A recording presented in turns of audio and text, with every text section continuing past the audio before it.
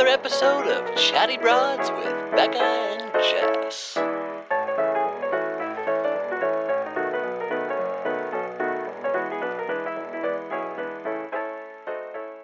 Well, howdy there, broads. Howdy doody. Yeehaw, It's the broads.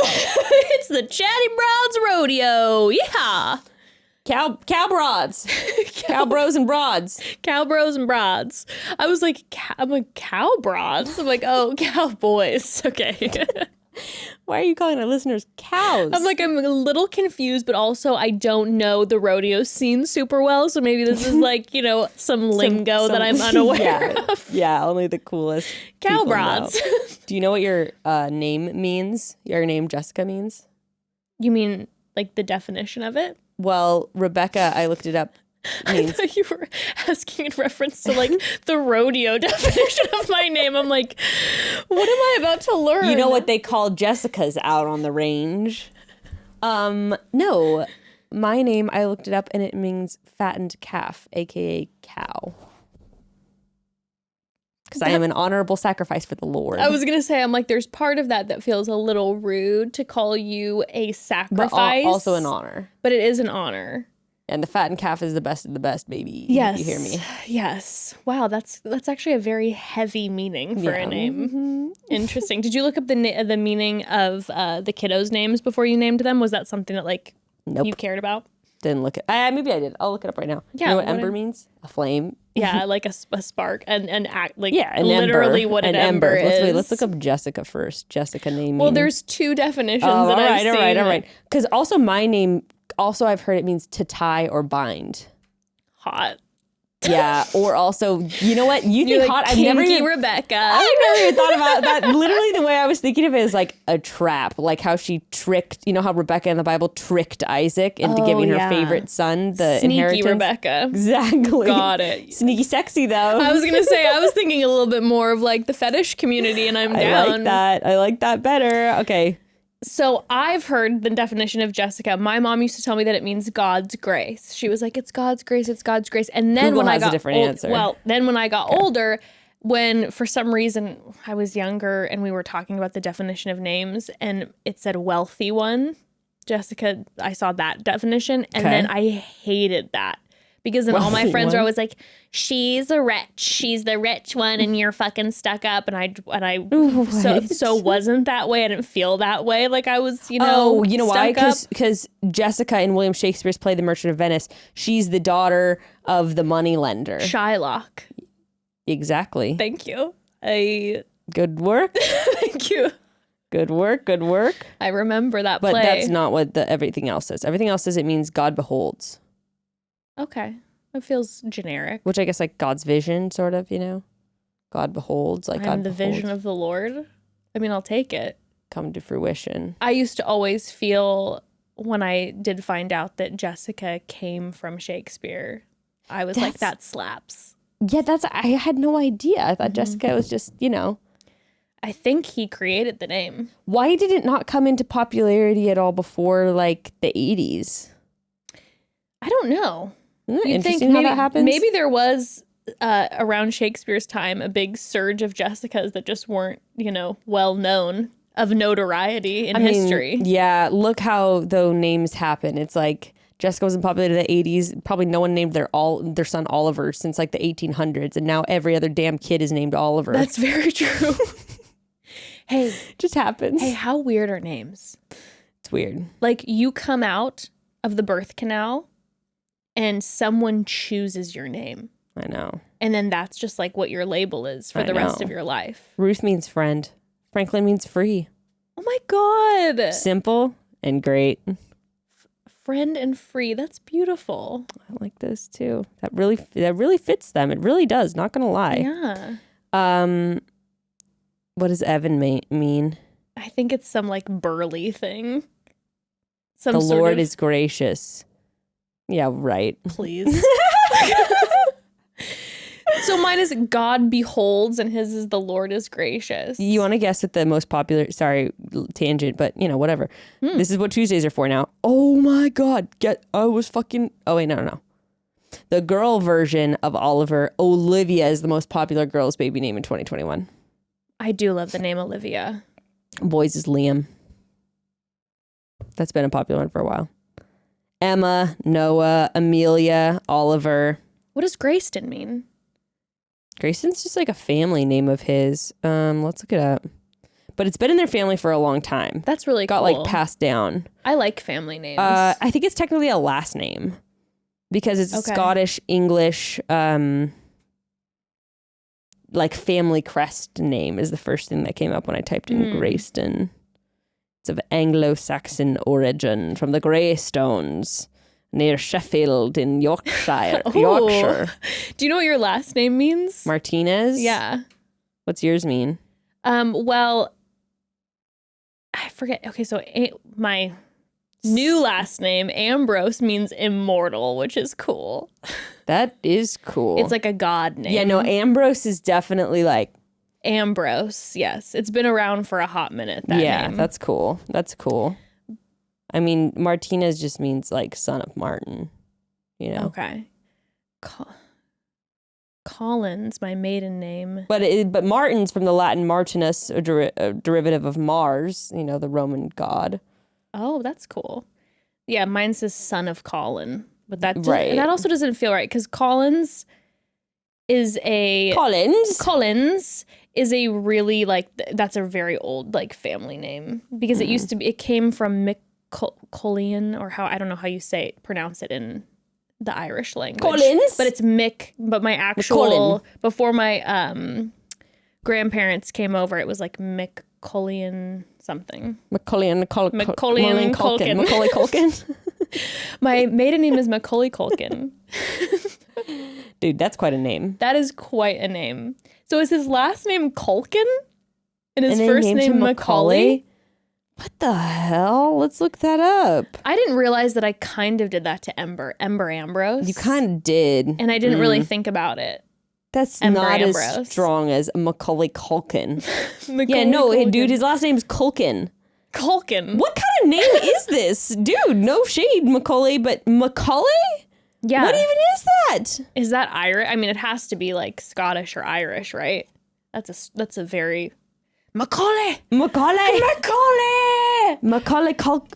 Oh my gosh, it's so funny. It's on Wikipedia. Like the first line messed up. So it says Macaulay Culkin is an American actor. I never really thought about that name. Macaulay Culkin. Wait. Is that his name? If you go on the Wikipedia, it says Macaulay Culkin, born Macaulay Carson Culkin. Macaulay Carson Culkin? I mean, that's just mean. That's cruel. That's rude. What? Macaulay Culkin Macaulay Culkin was his born name, but he legally changed his middle name. Jess. Wait. His birth name was Macaulay Culkin. Hold on. Is this a blip in the wiki? How have I not heard of this? Okay, listen. No. Listen to this. This is gonna blow your mind. This is gonna blow your mind.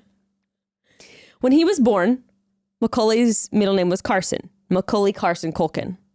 The Home Alone star wasn't happy with it though. My middle name is something dumb. Larry, Orange, honestly, I can't even remember it. He tweeted in 2018. So what did he do? He asked his fans to vote on a new middle name. No, this is in Newsweek, by the way, this article. This isn't Newsweek. This is real. Okay.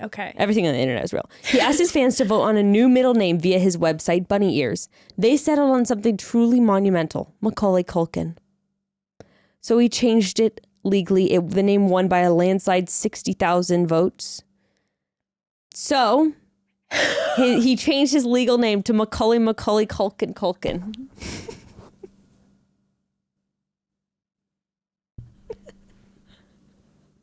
That is incredible. Why haven't I heard of this? This is top level news. This is top level news. How have I not heard? Macaulay Culkin. So he legally changed it in April 2019. It took longer than he thought it would. But now his legal name is Macaulay Culkin. Incredible. I want to do that. I want people to vote. Jessica, Ambrose. I want people to vote on a name for me. And I'll be like, I will legally change it. Oh, bitch, you know that's all we want to do. Like when we were watching that episode of The Bachelorette where they give him the nicknames. Give me a nickname, please. Give me a nickname. All I've wanted in my life is some nickname like Bubbles or something, you know, Have that you everyone ever had calls a me. nickname? I mean, Becca, Beck. Yeah, No. but I mean like some sort of like snazzy, Right. like, you Sparky. know, everybody calls me. Yeah. Yeah, some kids No. are like, oh, but everyone calls me Bubba. No. Or like, you know, I know. that one time by the river, I caught that red fish and I let him back into the stream. And so for the rest of my life, they called me Big Red. Yeah, I And mean, you're like, well, the tales of your life. I feel like I've told this story before, but it's crazy how some nicknames will just catch on like wildfire. And I've always been so fascinated Yeah, by how does that work? Like my ex-boyfriend in like junior high, he was telling a girl his name. His name was Steven. And she heard it wrong. And she was like, Deerhole? Jessica. How do you hear deer hole from You know, Steven? but you know how Yeah. people, you know how junior high girls are. Yeah. Wait, did you say Did deer you hole? just say You fuck me in the ass? Like, what? You're like, no, I said Jessica. Oh, wait, fuck me in the... What? I thought your name was fuck me in the ass. God. Oh my God, that was crazy because I thought for a second that was really your name. That is such a That junior is high so girl. junior high. That is that big flirt junior high energy. So she was like, deer hole? But Jess, it caught on. And so I'm telling you, when I met him senior year of high school, I thought his name, I thought his name was Deerheart, actually. Wow, that's pretty legendary. Well, I knew someone named Gerhardt. yes. And- yes, I've heard of a Gerhardt before. I didn't know that was a common name. But I so don't I think was it like, is. Deerheart? All right, whatever. It's probably some family name or something. But then it was like Deer Hole. And I was like, Deer Hole? I don't know. But I didn't think anything of it. But everyone called him Deer Hole. Until like a year into us dating, he was like, When I changed his nickname to son of a bitch. that bastard. No, a year into us dating, he was just really like, yeah, I just really don't like when people call me that anymore. And so he just told all his friends, like, I don't want you to call me Deer Hole anymore. Call me Steven. And then he was able to change his name back. But I mean, understandably, because Deer Hole, if your nickname was Deer Heart, that's cool. But Deer Hole? no, I'm telling you, even teachers called him Deer Hole. Like everyone what called is him a deer Hole. hole? Like, what is a It deer sounds hole? gross, You know what right? I mean? It's gross. But also, if you say it fast enough, you don't even think about the Deer fact that hole. it's like a deer hole. You're just like Yes. Deer Hole. It just becomes a name. And that's what everyone called him. Wow. Yeah, I know. And it was like his name. And then until he was like, guys, start calling me Steven. Good for him. I know. He really spoke his truth and he needed to be called Steven. He did not want to be called Deer Hole anymore. He's God like, I'm bless about to him. graduate high school. Like, I just... It's like, I really don't want to go into college as Deer Hole. But it's crazy that like 4 years, That is pretty incredible. there has to be the just exact algorithm of people catching on to the nickname. And you have to have just the right amount of people continue saying it for it to last years. And you got to have people too who like, you got to have that hype person Gotta at your have that school obnoxious who's person. like, you know, if all of a sudden I showed up first day of school and I was carrying a bunch of bags and he's like, yeah, check out Bags over there. And so then everyone's like, hey, Bags. I mean, I would have lived for a nickname like that. Me too. Call me Bags. Call me Big Baggy. You need, because some people are really good at giving nicknames. Like those guys on the show, they were so good at giving nicknames. We could start calling each other by a nickname and see if it catches on. You did go by Baby Becca for a while. People were calling you hate Baby that Becca. name. I know. It's just stupid. What about just Baby? Like Nobody puts baby in the corner. Yeah, I was gonna Well, say. doesn't everyone call her baby? Yeah, Like, oh, baby. Baby is a cute nickname. What was my dad's? My dad had a nickname growing up. I can't remember. But anyway, yeah. You know, my dad did call me Kiki my whole life. That's cute. Kiki. Mm-hmm. Why? Oh, and then Bucket. He always called me Bucket. Uh, I have no idea. It was just for a Oh, long time. my But then dad's when I got older, he stopped calling me Bucket and Kiki. my dad's nickname was Chalu, and a bunch of his family members still call him Chalu. I don't know what that What means. does that mean? I don't know. Look, all of a sudden you look and it's like actually something very offensive. It's an Indian name. Well, in India, it's for a girl a name that means like characterless or immoral. I don't know. I don't know if it means anything. Chalupa? What does chalupa mean? Obviously, that's made up for Taco Bell, but I just don't know. Any true Spanish speakers, let us know. But okay, broads, taking a quick pause. Listen, looking back at the holidays from when I was a kid, without a doubt, okay, the best and most memorable times were the ones where my family and I were creating the magic of the season together. I'll always remember the homemade ornaments and the art projects and the time that we all spent together making them. And I am so happy to be able to create those same memories now with my husband and our daughter, thanks to KiwiCo. And by the way, not only during the holiday season, but all year round. So KiwiCo, we love KiwiCo in our house. It's the hands-on learning crate that delivers science, art, and geography projects to your little learner every month. And with each crate, your child will get to do multiple projects to help them understand a new subject or concept in a way that makes the most sense to them. From discovering the science of magic to engineering a domino machine. So cool. There are a lot of fun activities to do with kids of pretty much every age. And the best part for us parents and caretakers, at least, is that everything is included. Everything is included. And I do mean it, okay? That means you'll get to spend way more time learning and creating memories with your kiddos and way less time running to the store for glue sticks. You know exactly what I'm talking about. If you have kids at home or kids on your holiday shopping list this year, this is the perfect gift to keep fostering their curiosity and encouraging them to be creative thinkers the whole year through. This holiday season, give the gift of a fun, hands-on holiday experience with KiwiCo. It's so much better than just like your run-of-the-mill toy from the store, because KiwiCo is like a whole activity. It's awesome. Get 50% off your first month plus free shipping on any crate line with code CHATTY at kiwico.com. That's 50% off your first month at kiwico.com, promo code CHATTY.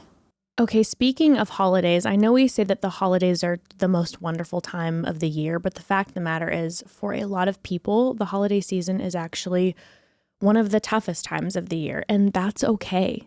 But when the world around you is shoving tidings of comfort and joy down your throat at every turn, it can start to feel like you are in it alone.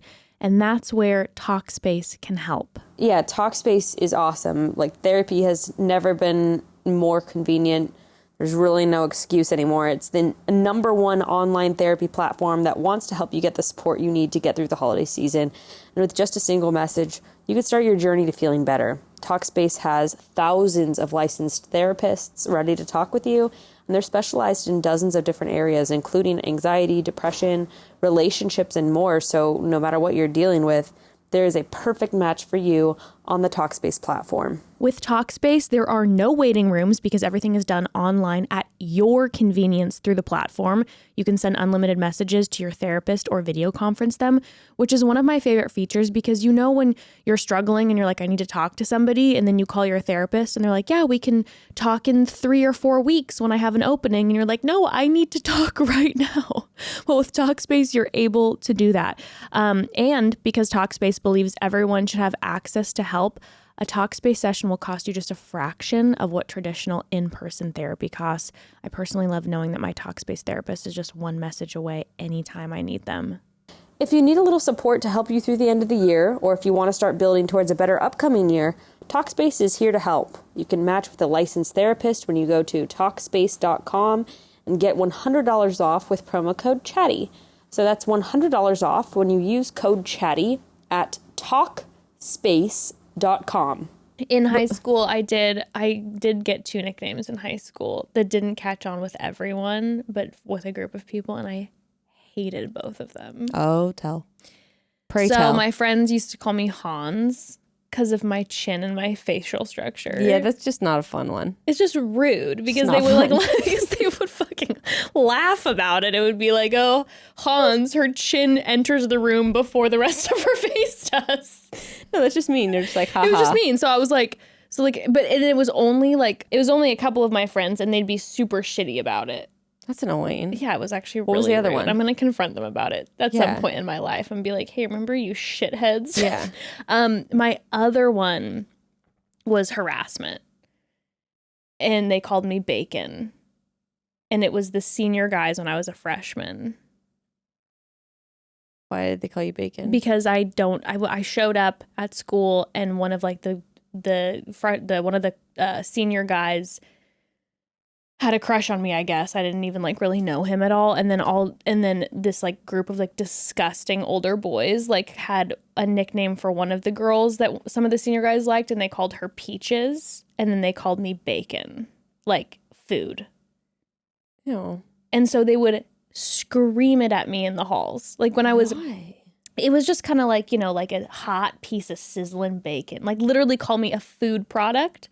And so I would like be going to like my locker and they'd just be screaming down the hall, "Hey, bacon." That's how they would say it. And they would yell it at me. What is this, a Stanley Kubrick film? It felt like it. It was a very small private school and it was made up of a load of assholes. And that senior class was the fucking nightmare. And then the junior class. And they would legit, and then they'd be like in their football bus leaving and they'd scream bacon at me like at the football games if I was there. I had a horrible freshman year. And then in the like the locker area. And I remember then talking to like some of the teachers about it and I'd be like, "Can you please stop? Like get them to stop." Like I am I was in your freshman too, so you're so in your head. You feel so self-conscious about anything that anyone says. Yeah. And so then I would get so like embarrassed. So like I would try to avoid the locker times. I would like peek to see who was there and hope none of them were there. And then I like run and like put my stuff away. So sad. And so then I like confronted some of the, I'll use that in quotes, but like talked to some of the teachers about it. I'm like, "Can you please get them to stop?" And they literally like, "Thanks, Christian school." They literally were like, "Boys will be boys." That type of thing. Until one day, the leader of that crew, he was like the star football player on the team, which didn't mean a lot, by the way. We were like D17 division. It was like non-existent. He went to the same church as me, and one weekend we were going on like a mountain retreat, and so we were all in the bus together, and he wasn't so much of a hot shot at church like he was at school, but he tried to like think he was doing something when I was on the bus, and then he yelled, "Hey, bacon," at me in the bus. And my smallest girlfriend, she was like this 4'10", like she and he was a big guy, right? She's so tiny. And she barreled down the aisleway in the bus and was like, "Hey!" and like started screaming at him. She's like, "Don't you dare, that is disgusting. Do not call my friend that." She was a freshman too, and went off on him. And so then a couple of the leaders from the church were like, "What's going on?" And they found out that he was calling me bacon. And so then they pulled me aside and they were like, "What's this about?" And I'm like, "They harass me at school and they call me that and they sexualize me." And then he got a massive... I'm just a tender piece of meat. Yes, and then he got a massive talking to by the leaders at the church, and then they called his parents, and they were like, who were really involved in the church, and like, "Your son is initiating this type of behavior and doing this to a woman." And my dad was an elder at the church, so it was like, yeah. And and so then that energy transferred to school. And so then when the guys would try to do it, he would like tell them to stop. And so then it died down towards the end of the year. And that was my tale. Yeah. I hated freshman year. Do you think you would have had what if you were Peaches instead? Would have been any better? I think yes. I mean, it's much better objectively than bacon. Yes. And especially at that time, too, when you heard Peaches, it wasn't like, there weren't like emojis and like shit. Butts, so like it wasn't, you didn't think of butt. It was just like sweet. Yeah. Peaches. Yeah. My girlfriend, they called Peaches. And so it was like, okay. Like, meanwhile, I get fucking greasy breakfast food. Bacon. Yeah, that shit Bacon sucks. At the fucking football games getting screamed at. Oh, it was such a travesty because Evan and then a couple of my other guy friends from church ended up transferring to that school junior year. And so they missed it by a year. And if they would have been there, it would have been justice. Now, Jess, I got to tell you. So, yes. I write notes in my phone every week that things I want to bring up. Yes. This is our new tradition. Yeah, except that I I really give my future self too much credit in knowing what I was trying to talk about. What does this note mean? Tell me what this means to you. Topics for Jess is the headline. I love it. Boyfriend in the room. Boyfriend in the room. What in God's name does that mean? Oh my God, I need to analyze. In what room? And so then now my point in bringing it up is now we can just have. Were you ever in speech and debate where you'd have like yes, the speech like thing where they give you Toastmasters, yeah, where they're like, okay, you have to cover this topic for cottage 2 cheese. minutes. You have 2 minutes on cottage cheese. So boyfriend in the room. What could this mean? Okay. And boyfriend, not husband. So boyfriend. Boyfriend in the room. Okay. So I'm assuming you're not referring to Grayston because I Right. think you would just say We're Gray. talking about, I must be getting your general opinion on A something, boyfriend right? in the room. So maybe my brain Like in went the delivery room was my thought. Oh, okay. My But I brain don't went think it's that. in two very different directions. Okay. One direction was when you like walk into a party and you're like in a group and your boyfriend's there and like how do you handle like dealing with an ex in a space? And my other thought, I think I would have put ex-boyfriend. probably. My other thought was also an ex directed, and I was more like boyfriend in the room, ex-boyfriend in the room while you're having sex with your current partner. See, it says a lot about your psyche. It really does. Really immediately start thinking about, granted you don't have a current boyfriend, so that makes sense why you would think ex-boyfriends, because you have a Right. husband, not a Right. boyfriend. Boyfriend in the room. I just don't. Is the room a room? You know what I mean? Boyfriend in the room. What type of space? I is this room? instantly think that's probably something having to do with non-monogamy. I would imagine. Boyfriend. Or I just don't know, but that was one of Boyfriend my in the- main notes that I wanted I'm to really talk about bummed this out. week. Me too. Obviously, I was in a tizzy. It makes me think that I was probably listening to something or watching something, and I was in a hurry, Do and you that's why I think wrote it down. your autocorrect changed room? Boyfriend in the boom. Boyfriend in the Zoom. Boyfriend in the Zoom? That could be something. Boyfriend in the Zoom? Boyfriend in the Zoom call? Maybe, perhaps. Listening in? I don't know, but that's Hearing just, something he shouldn't have? that's just really a disappointment for me. That is actually a huge Maybe it'll bummer. come to me. The other thing I wanted to talk about was Yes. the Botox. I want to give an update on my Botox. I love a Botox update. A new con I've discovered. Okay, so this isn't a pro. I have Okay. pros. I Okay, do have pros. okay, I do have okay, pros. okay. But another con I discovered first and foremost. So they put Botox just on my like left eyebrow because she said that they're uneven. This is one of the other downsides of going to a aesthetic, whatever that person's called. Yeah, I remember the first time I went Yes. in. The guy was like, I'm going to give you a full facial analysis. Right. They're like, nothing but asymmetry is all I see. Ugly. And I left being like, oh, so I have to change everything on my face. Right. So, she's like, well, we could do brow lift on both sides, but I think this side droops more. So we're just going to do it on this side. I'm like, what? I thought my eyebrows were perfectly even. Okay. But so she only did it on one side. droopy. That's what I... Yeah. Yeah. Yeah. Let's give ourselves Snow White and the Seven Dwarfs name. I'll be droopy. You can be. I was trying to think of something about my plastic face. I'll think of something. You could be old rubber face. Call me old rubber. And you can decide whether that's a condom or my face. Old rubbery over there. So when I cry though, Okay. I look so fucking weird because so they gave me Botox in the left brow right here, upper brows to kind of pull everything up, and then the 11s in between my eyebrows, but nothing on my right side, right? Because they're trying to balance out and bring the left one up just slightly. So when I cry, I'm trying to furrow my brows, and I'm like, my right brow will droop down like it would normal because I'm making a face where I'm like, Yeah, and it's going contorting. in. And I was looking and then of course the rest of my forehead doesn't move, so I was crying yesterday, and I was like crying with the guy. I was like, I was really upset about something, and then I looked in the mirror. I was like, my face looks so fucking weird from the Botox, and then Gray just started cracking up. But like my left brow, it's just the contortion of when you're trying to cry and that is just weird. Oh, yeah. I mean, I can't furrow very But well. at least is it even? Like, do your cry face. Do your fake cry.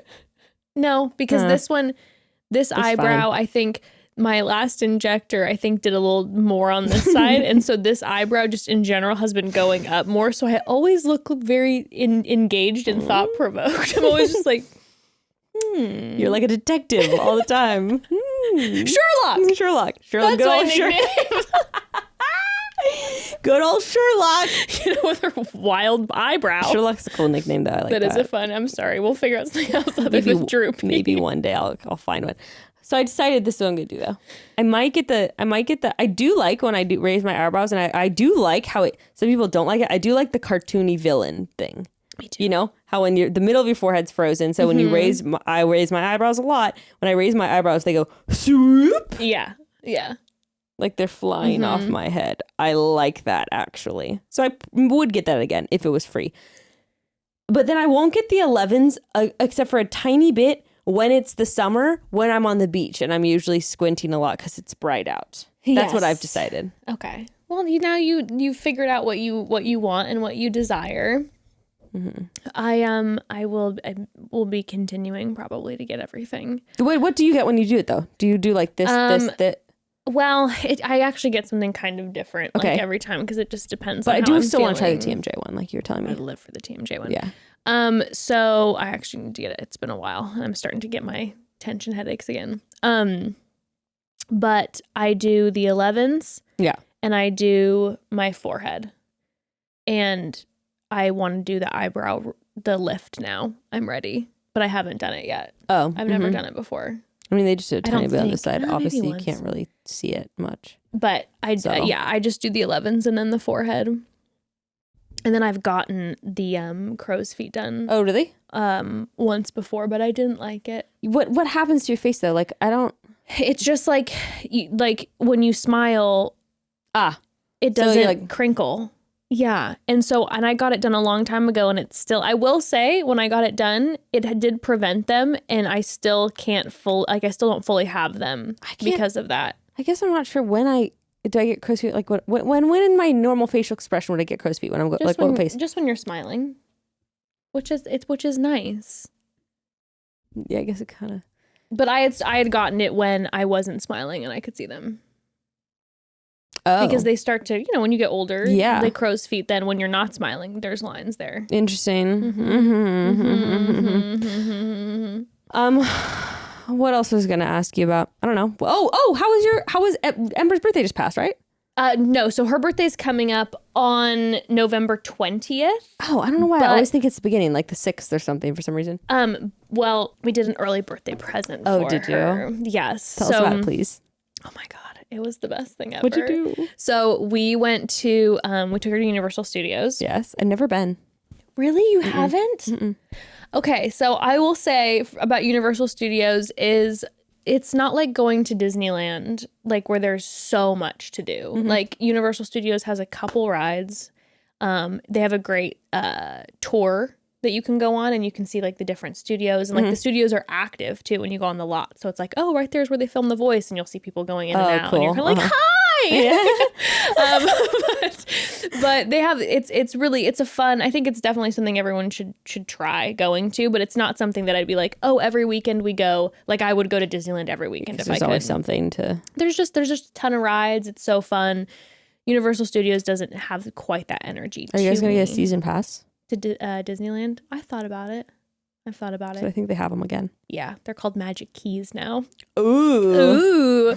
But if we lived in Orange County, I would definitely get one. I used to have it because I used to live like 5 minutes from Disneyland, and I would go all the Although even when I lived here in Lincoln Heights, we had one, and it's like, well, that's the thing though. We would go in the evenings, and so in the evenings it was like a 45-minute drive, and it wasn't that bad. But. Yeah, if Ember wasn't in school now, I would for sure get one. I'd be like, we're gonna go all the time, like midweek when it's quiet and it's not hectic. Oh yeah, we'll just cruise, because that's what I used to do with her when she was.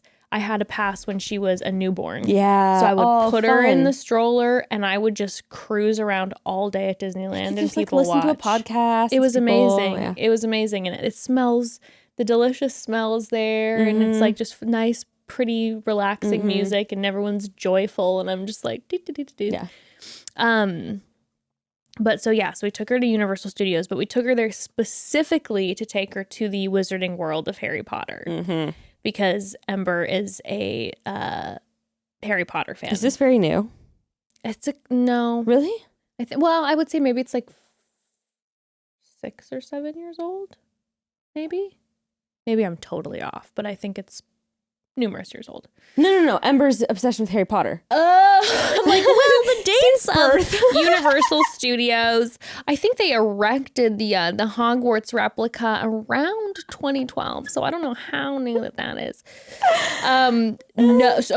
So she became super into Harry Potter when she was like 2.5. Oh my God, really? I showed her like little just clips from the first movie, and she would run around in her like Hogwarts dress, and she was so into it. And it was her like second Halloween costume. I think she was How cute. in her little Hogwarts Oh my God. outfit. How cute. So cute, which for me, there's a lot to unpack there that I love because we weren't allowed to read Harry Potter when I was young. Very so I'm liberating like, experience. free my daughter, Yeah, let yeah. her read Free Potter. her witch. Yeah, exactly. So, so she was super into it. But then for a couple years, like she just got into other things, and it was like, oh, you know, I don't know, other stuff took precedent. And then really recently, Unicorns and Cats Cats the musical and such. Cats the musical. Oh God, what a long phase that was. Please God, let it be gone for forever. It was gone for a minute, and then there was a resurgence for a while, and I was like, no. God damn, that rum tum tugger. Like if I hear da-da-da-da-da-da-da-da-da, and there isn't any need for you to shout it, and she just hip thrusts at me anymore. I've still never seen it, and I'd like to keep it that way. Let's just pretend it doesn't exist for Ruth's sake, please. I will highly recommend. Don't bring it into my home. I will absolutely never bring it into your home. Yeah, I just don't want you bringing that into my home, or I will be sending over a cease and desist. Please do not get in 100 miles of my home. Thank you so much. We will be getting a restraining order on you. Can you and imagine? your family. You're just like, I can't do the podcast with you anymore because you mentioned cats and Grisabella to Ruth, and now she has covered herself in fur. You guys were and actually a giant pillowcase and is walking around the house talking about jellicle cats. You guys were actually driving by to drop something off, and the soundtrack was playing in your car, and unfortunately we will no longer be associating ourselves with you. Sure. For a moment I thought that was something that actually happened because that felt very real. I was like, yeah, I'm sure. It's all. When was it not playing? It was about 7 to 8 months of it on loop nonstop. But anywho, Ember then ended up watching the first Harry Potter movie a couple weeks ago, and all of a sudden it was like, it's back, which now it's like she can understand it way more, and it's like, and I can like show her the movie. When she was little, I was just show her little clips because like it could get kind of scary. So now she was like, oh my God. And so we what were you asking for advice for on Instagram? Because I was skipping through with the sound off and I didn't know what you were talking, because I knew I had to do something with Harry Potter. So please tell me. So what happened was we took Ember to the Wizarding World portion of Universal Studios, and there is a part in it where there's the Ollivander's wand shop, which in the very first Harry Potter movie, Harry Potter goes into Ollivander's, and the wand maker like gives him a couple wands to try out, and like things explode, and then he hands him a wand. He's like, curious. Then he hands him this wand, and light hits him and wind hits him, and it's like the wand chose you, and it's this very like magical thing, right? Well, at Universal Studios, you can wait in line, and they then take like, you know, bigger groups of people into this Ollivander's wand shop. And then like it's an interactive. They have the wand maker there who's like at the character acting. He was fantastic. And one person in the group, he goes, here, come forward. And he does the full interaction with them. So like gives them one wand and explains it. And then the person grabs the wand, and all of a sudden thunder and lightning and things are exploding. And then he's like, no, that's not for you. And then he's like, try this one. You point to a pot, and the pot breaks, then he fixes it, and then all of a sudden he goes, curious, you know, whatever. And then the Harry Potter music starts playing in the background. Chills all over body. He's like, the wand sometimes will find the wizard, and it's like so magical. And then he hands you the wand, and when you get the third wand, a spotlight hits you and wind hits you. It's like, oh, it's like the wand has chosen you. So, but the thing is, when you go, it's random. So people go all the time and never get picked, who are like dying, which makes my heart hurt for people who are like massive Harry Potter fans who are like in full regalia and who never get picked. Well, we waited in line and Ember got chosen. Oh my God. And when I tell you, like, I was crying.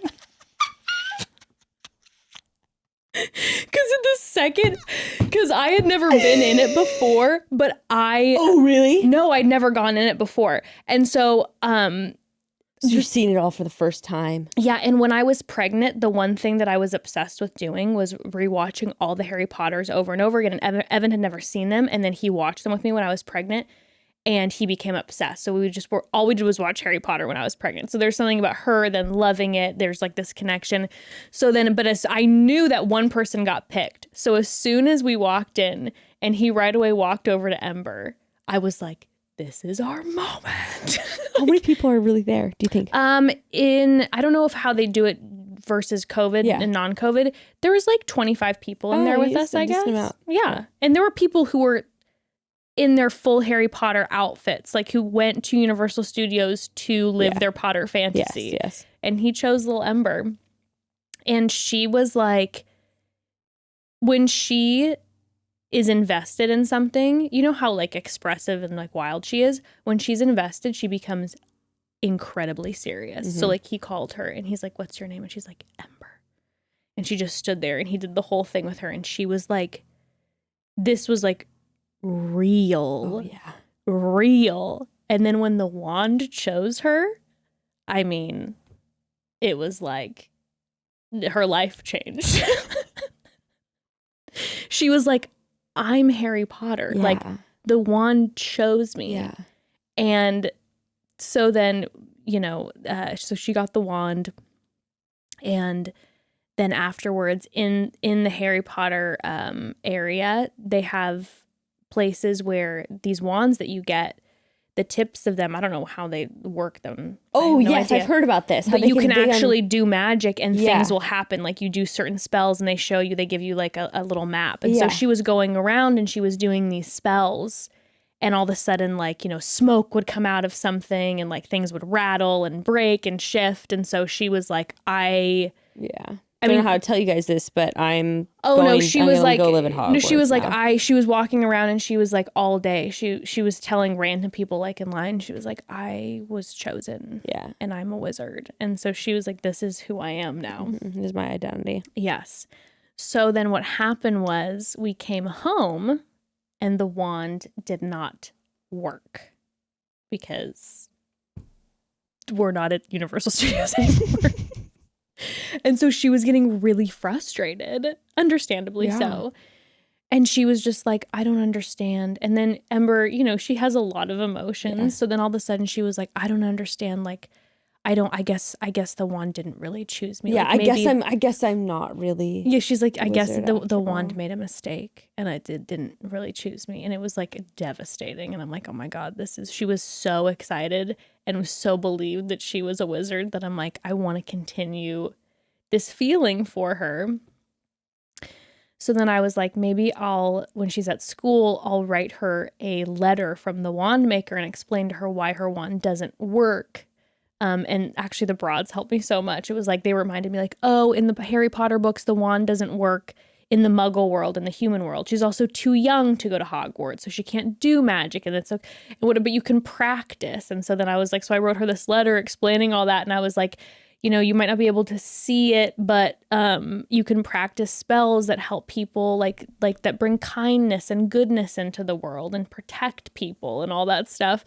And then I'm like, I wrote it and I was like, other people might not believe that you're a wizard, but don't get frustrated because sometimes people don't believe what they can't see. But if you know you're a wizard, then you're a wizard. So I wrote this like long letter and like burned the edges and put it in a scroll. And then I found this spell book for her.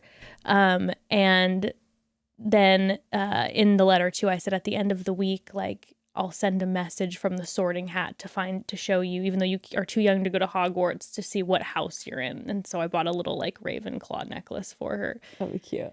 And she came into the house from school, and this is the second she gets home, she's like, I gotta go get my wand, and like runs in her bedroom, and she was losing it. She was like, what is this? What is this? She was just, her brain was exploding, and she was like, I swear I didn't put this here. I swear I didn't. And she's like, you guys believe me? We're like, we believe you. She's like, believe me.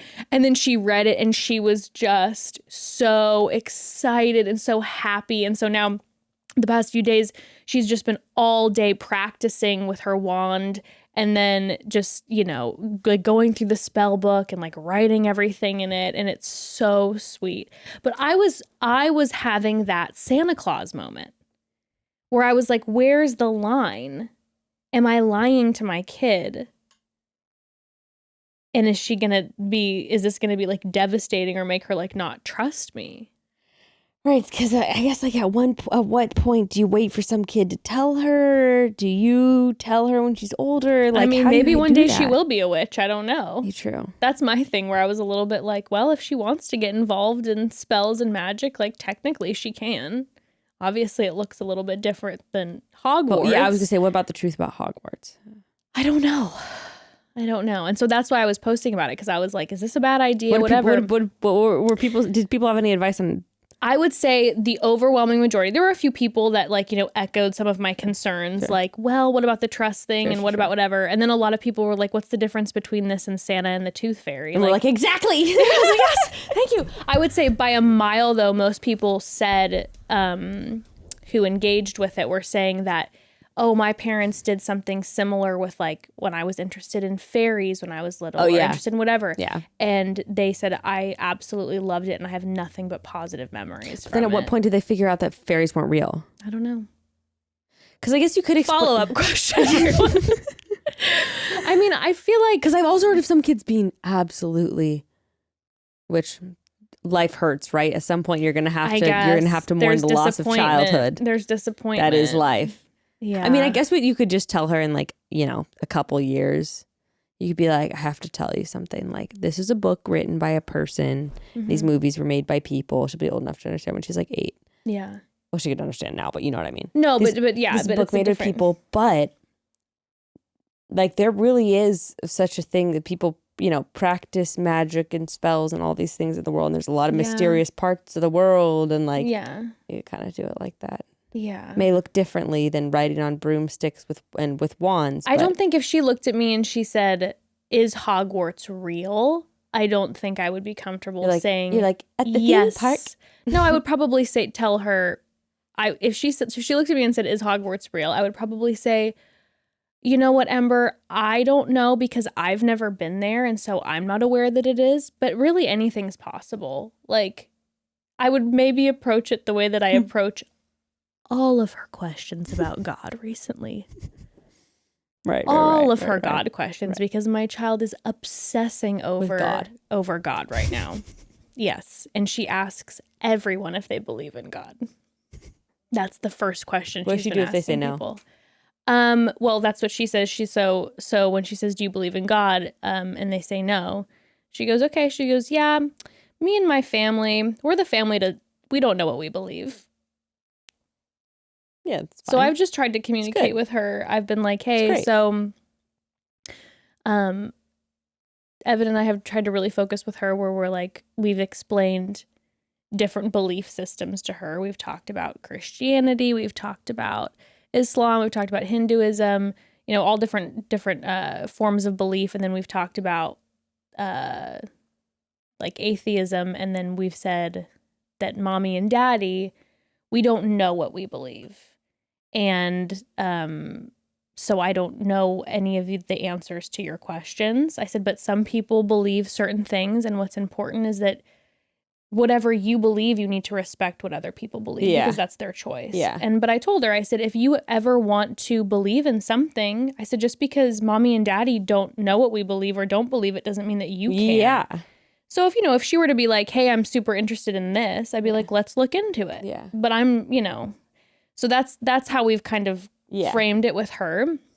And so then, you know, typical kid, she's kind of like, no, I'm same as you. I believe that I don't know. And I'm like, okay, great. So then, you know, she's talking about like, she'll be like, is there a heaven? And I'm like, I don't know. Yeah. I said, there might be a heaven that we might all go. I said, or maybe after we die, everything's done. I said, or we become some in turn, you know, I try to explain reincarnation. I'm like, or our energy goes elsewhere. I said, I don't know. I'm like, you know, whatever. And it's crazy how kids can just digest stuff that like, there's no fear on her end in She's that. like, She goes, huh, okay. Yeah. You know, but she's been asking all of my family members because they're all Christians for the most part. So she then is the second thing she sees my mom. She's like, do you believe in God? And my mom goes, yeah. She goes, I believe. I do believe. Yeah, my mom goes, yeah, I believe in God. I believe in Jesus. And Ember's like, oh, we're the family that doesn't believe. But I'm like, we don't know. Yeah, we're the family. Yeah, excuse me. We're the family that doesn't know. And you need to turn it back. You need to turn it back around on her and be like, what does belief mean? What does it mean? What does that mean for you? Let me get inside and explode your little brain. And then she was being watched by my in-laws the other day, who are very, very strong Christians. And apparently they didn't tell me this. I asked her, I go, Ember, I'm like, did you ask your Nana and Papa about what they think about God? And she's like, of course. Yeah. Like, I'm sure that's the first question you asked them when you saw them. Good morning. And she said, yeah, I asked them if they believe in God. And they told me that, yes, they believe in God and they believe in Jesus. And so I said, well, what did you say to them? And she said, well, I told them that I don't know what I believe because it's really hard to know anything. And I said, what did I know, right? And then she goes, I was so proud of her. And then she says, I said, well, what did they say? And she's like, well, they told me that it's actually really easy. And she said, they said all that I have to do is pray to Jesus. And I said, well, what do you think about that? I'm like, do you want to pray to Jesus? And she goes, nah, I think they're wrong. I don't think it's easy. And I'm like, all right. Complex. Kids say the darndest things. They really don't do. They really do. It's just wild, like, to have these conversations with a kid, and you're kind of like, yeah, I don't know. I really don't know, but you can believe what you want to believe. That's fine.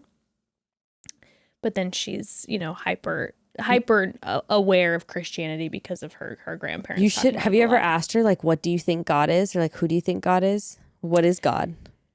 Yeah, it'll change. Sometimes she says, oh, I think God's just a person who like created the world, or it's, I don't know. She does a lot of I don't know, which is just, again, I think it's obviously parroting what we tell her, where we're just like, I sure don't know. Yeah. But we've had conversations recently about, you know, my she's in her mid-90s and she's sick. And so had conversations about her passing. And so Ember's like, is she going to go to heaven and be with Boppy in heaven? And I've been having these I know, I've been having these same type of like these Santa Claus, Harry Potter type thoughts where I'm like. And you're probably also wondering the same thing. We're all wondering it, right?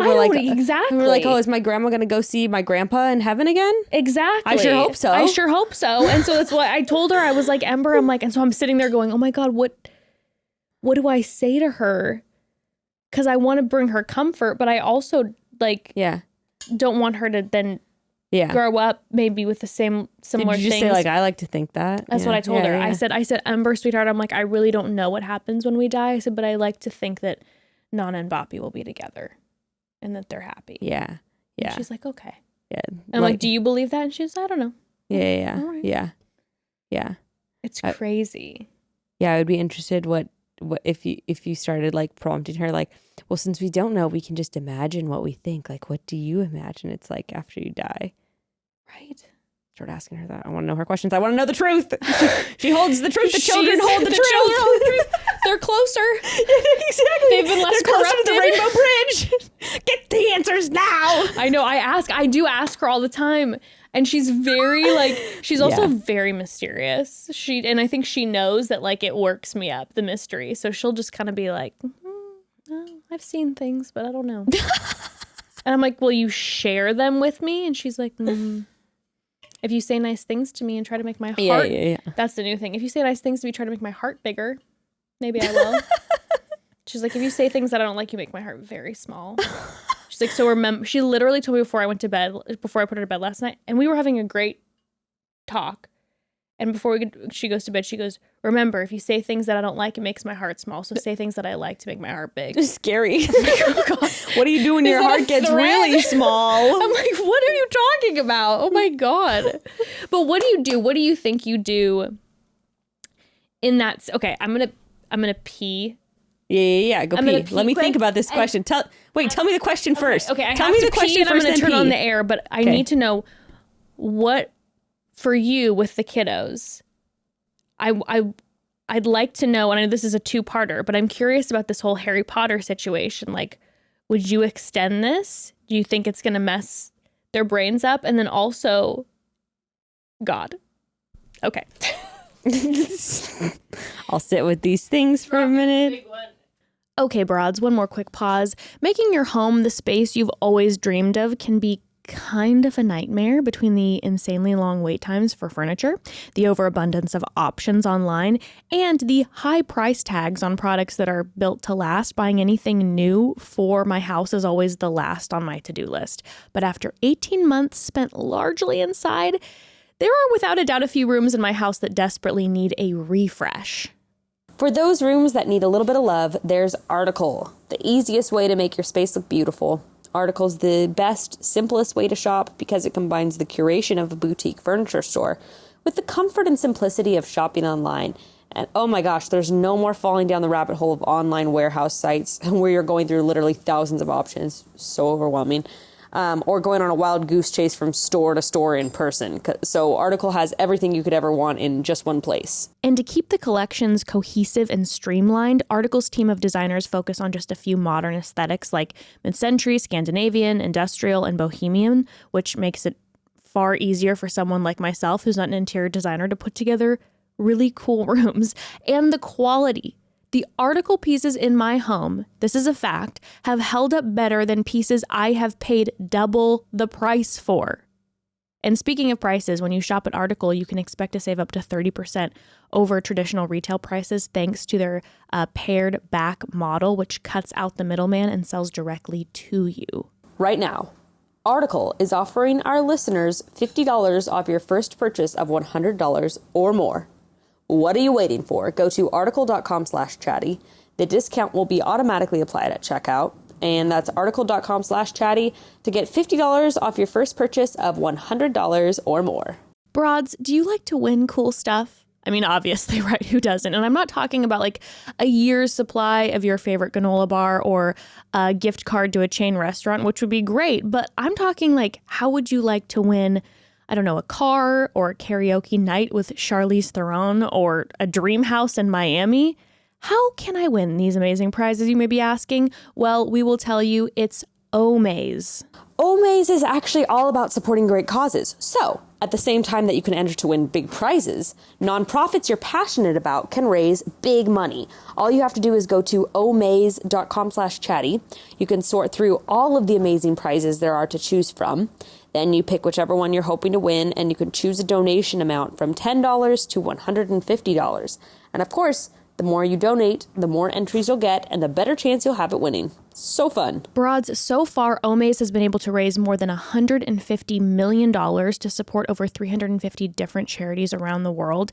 And also through Omaze, your donations, your generosity is raising a substantial level of awareness for these organizations and raising significantly more money than traditional methods, aka Omaze is raising like 10 times more for these organizations than traditional fundraising methods like auctions or galas. So enter today for your chance to win one of the life-changing prizes and experiences at omaze.com/chatty.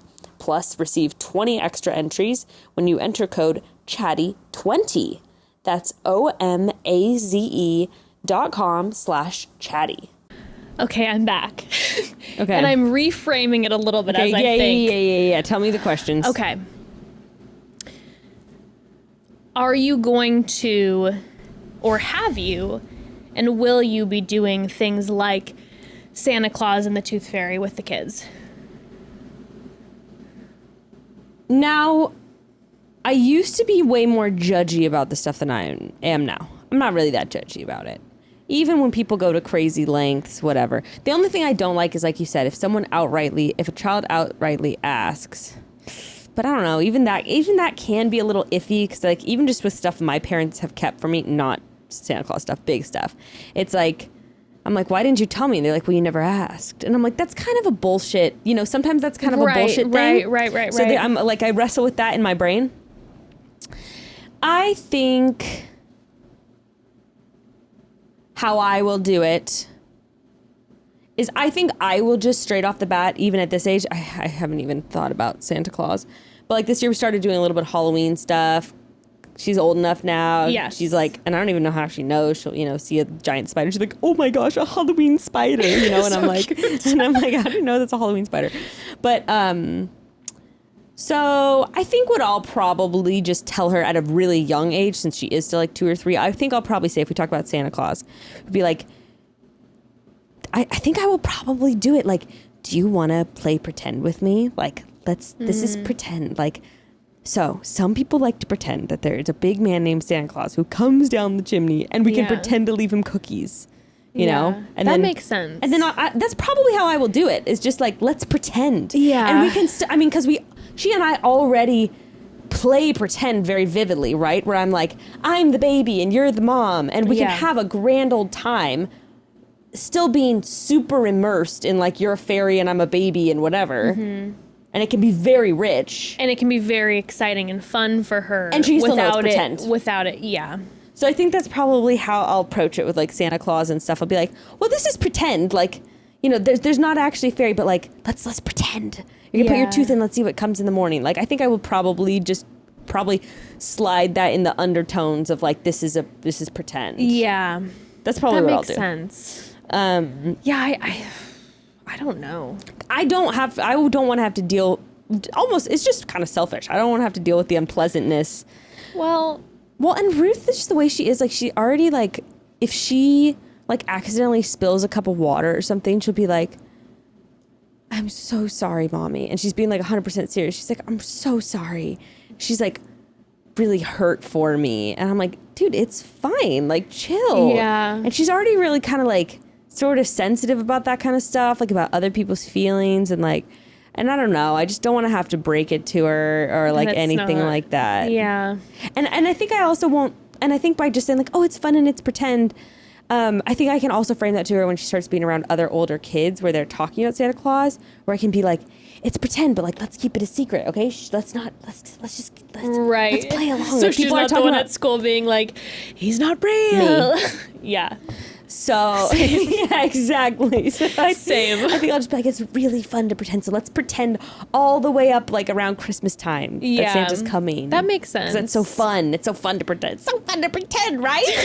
Right? We love pretending, right? Yeah, no, that makes sense to me. I think for me, like, Do we do Santa? I can't remember. We do Santa. Okay. We do Santa. We do it all. And I think a lot of it is, for better or for worse, I might be making a massive mistake. Parenting I don't think mistake. so. I don't know. I'm not 100% sure. It's my first try. But so when I grew up, my parents were like, my dad wanted to do it with me. Yeah.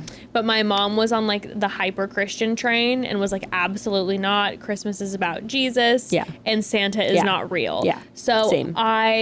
My mom's friends would be, I remember one of my mom's friends was like, oh, but your mom hates Santa Claus. Like, that was kind of, yeah. It was just like, okay. So I remember growing up and being really jealous of the kids who believed in Santa.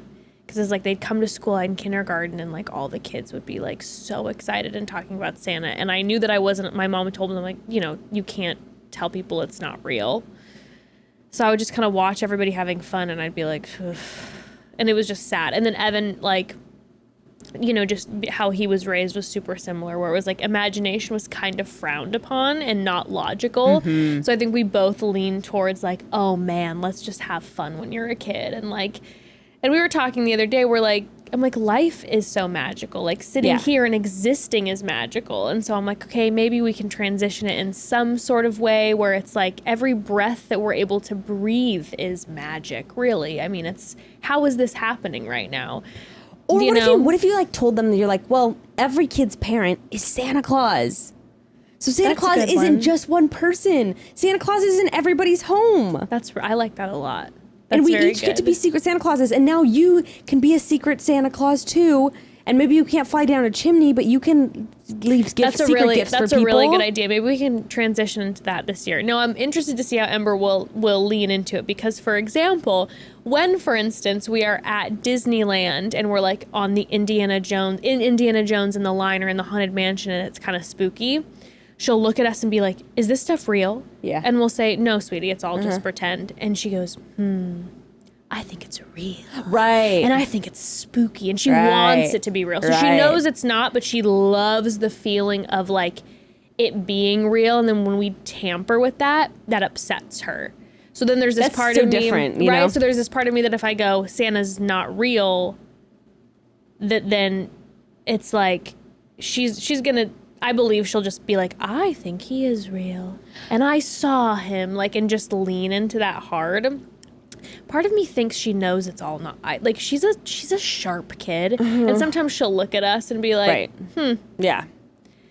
And I feel like she knows this stuff isn't, but she wants it to be, so she leans. I was just going to say, I think the tricky part of all of this is I really do believe it comes down to different kids' personalities. Yeah. Regardless of how much the parents try or not. I think that there are certain human personality types who want so badly to believe, you know, and to be swept up. Probably people, honestly, with tendencies toward depression. Yeah. Honestly. Want to believe so badly. I don't know, that's completely baseless. I just made that up. But that was me. I wanted, and I'm very like depressed. Yeah. And I wanted so badly everything to be That's how my sister was real. too. And she had such a vivid imagination where she'd be like, this is my friend, I never had an imaginary friend. Oh, really? Not one. No, I made up an imaginary friend because my sister had a ton of them, and I was like, oh, I'll play along with her. Yeah. But I never believed in fairies or imaginary friends or like anything. Yeah. And also didn't, and it's interesting you say like you were jealous. I was like, I thought I was better than everyone because I knew the truth, you know? So I was just kind of like, you're like, oh, you sheeple. This is the real world. Get used to it. This flesh and blood tangible, this is real. What's right in front of you is the only thing you can believe, you know? I don't know. Totally. But my sister was so... Anyway, so there's some kids that just so want to believe. And then there's other kids who maybe, they want to believe and they want to have fun. It's two different things. I think another kid like Ember might want to just have fun with it. Yeah. And then you're going to tell her and she'll be like... honestly, I don't think you're making a mistake because Ember will probably be like, okay. I think she'll be like, okay, I think you're wrong. If I look at her and be like, there's no Santa Claus, and said it like, and if I said it like deadpan to her, like there's no Santa, she'd probably just be like, I think you're wrong about that. Now, what is and then she'd lean into it hard. What is confusing about the wand thing, especially as a young child, is that probably genuinely feels like her first truly spiritual experience. Yes, agreed. Because I'll show you the video after, the video footage of then her receiving the wand and like the way that they made it. She was like, I saw God. Yeah. Like, she saw God. You know what I mean? Like, but I was like, okay, this is then a moment where I can really lean into like her power, which sounds cheesy, but I'd love that. I'm like, okay, this is something about herself that she can love. And I, as a parent, can honestly say, I'm like, I do think I would tell her in full honesty, I think you're a very magical person. I think you're very in tune with feelings and energy. And I think you are that way. So I agree. Like, if I'm like, I do think you're a wizard. Yeah. You know? So I'm like, I feel like I can lean into that and be like, okay, these are your gifts. So use them for good, young one. And like you said in the letter, magic looks different in the real world, right? Yes. I like that. But if she says to me, if she goes, is Hogwarts real? I would be like, I've never heard that it's actually real, but I guess, I don't know. Yeah. But at the same time, guess what? None of this may be real. Australia? Have you ever been to Australia? No. So how do you know it's real? Exactly. But that's the thing, right? It's like, I'm sitting here and I think I'm having a conversation with you, but I might wake up and this all might have been a dream. I have no idea. But I guess the point is, if you experience it is real, a dream's still real. That's right. Right. So if she's experiencing that she's a wizard and that she's real. being a wizard right now and she's feeling magic, I'm like, that's a real feeling for her. So How do you know she's not, I don't know. Exactly. That's the thing. It's Maybe kind of she's a mind conjuring the bender. demons in your head, in your what? house. That's not that's not something that's not a possibility. It's not something I haven't considered. No, especially she says some strange things. That kid says some strange things. She came into the house with her wand and walked in, and the first thing she did when she walked in the house is she took the wand and she went, fire. I'm like, holy shit. I'm like, why are you trying to burn the house down exactly? She's like, feel like it. I'm like, well, okay then. But it's a tricky one. It really is. It's a tricky idea with the kiddos. I really think it depends on your child. Yeah. I think something that might be right for one child is not going to be right for another. Yeah, I would have a really big problem if I had a kid. Not a big problem for me. There's no way I would delve into the Santa, Tooth Fairy, Hogwarts type stuff as reality if I had a kid who I was convincing that it was real. I'm not going to sit there and be like, no, believe in it. And then be like, actually, surprise, it's not real. But if I have a kid who's really enjoying it and loves it. Yeah, I think if I had a really sensitive child, I think I would probably be cautious of it too, and just be like, I don't want to, they might already struggle with the realities of the real world and might get really overwhelmed by the things that happen in the real world. I want to give them an outlet to play and pretend, but without them feeling bamboozled and tricked by the possibility that there was something else, and then we're actually just all here. I don't know. That could be really devastating for a certain personality type. Well, Ember's really sensitive, so we'll see. Yeah. Knock on wood. But she seems sensitive in that she's emotional, but she doesn't seem sensitive in that she seems. I don't like when people use this word for kids, but she seems resilient. She's very resilient. Do you know what I mean? Yeah. She bounces back. She is a rubber band. That's what I mean. Yeah. She snaps back quite quickly. Some kids don't as easily. Some kids are really maybe fragile is the better word. Yeah. Some children are more fragile. I would never think of Ember as fragile. No. It's not the word that would come to mind. Filled with emotion. Passionate. She's a boulder. Yeah. A rolling boulder. Mm-hmm. Speaking of Indiana Jones, she is that rolling boulder of emotion. And some children are like little birds, Some children are very, some people are very, and it's a really good thing. They're very sensitive and gentle, and, you got to protect those kind of children, you have to protect the baby bird. Yeah, of course. But I don't think any of our children are baby birds. I don't think so either, but I'm interested to see how then this, plays out, if she then will forever not trust me one day. But that's the thing about parenting, man. You're just going to make a bunch of mistakes along the way. I've come to I feel like I'm in a pretty cathartic place right now where I'm like, okay, I know I'm going, I've acknowledged to myself, you will make a lot of parenting mistakes. Yeah.